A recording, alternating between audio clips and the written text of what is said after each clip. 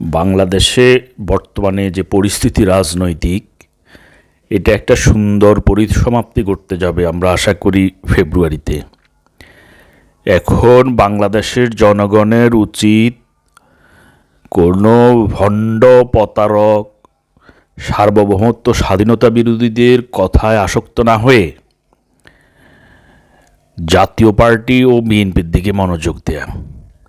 জাতীয় পার্টি 90-এর পরবর্তীতে যে কাণ্ড কারখানা আমরা দেখেছি, তাতে জাতীয় পার্টি এমন কিছু করে নাই যে অন্যান্য দলগুলোর চেয়ে উত্তম বলা যাবে না।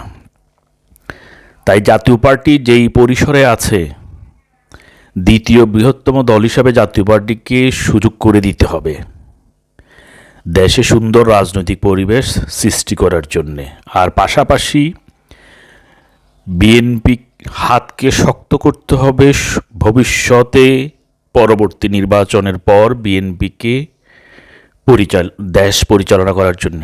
একমাত্র এখন শক্তিশালী ও ধৈর্যশীল এবং কঠোর ত্যাগ স্বীকারকারী দল হিসাবে বিএনপি রয়েছে বাংলাদেশে। আর নির্বাচন পরবর্তীতে অবশ্যই সাবেক সরকারের আওয়ামী লীগকে বিচারের আওতায় এনে রাজনীতি করার সুযোগ দিতে হবে, কারণ রাজনীতিতে শেষ বলে কিছু নেই। আওয়ামী লীগ একটা ঐতিহাসিক দল, যেটা বিচারের আওতায় আনতে হবে। ওনারা যেভাবে বিভিন্ন বিচার ব্যবস্থাকে সুন্দরভাবে ঢেলে সাজিয়েছে, সেই বিচার ব্যবস্থাই আবার বাস্তবায়ন করতে হবে। প্রতিটা কাজের বিচারিক তদন্ত করে বিচার করা হবে, কিন্তু রাজনীতি স্থগিত করা যাবে না।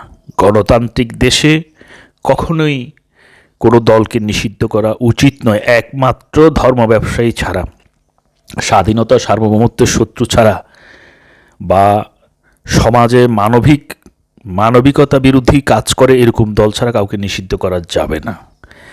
যদিও আওয়ামী লীগও কিছু মানবিকতা বিরোধী কাজ করেছে, সেটা হলো রাজনৈতিক স্বার্থে, কিন্তু স্বাধীনতা সার্বভৌমত্বের বিরোধী নয় আওয়ামী লীগ। ধর্মীয় উন্মাদনা, ধর্মীয় জঙ্গলিবাদতা, এগুলাকে প্রতিহত করতে হবে।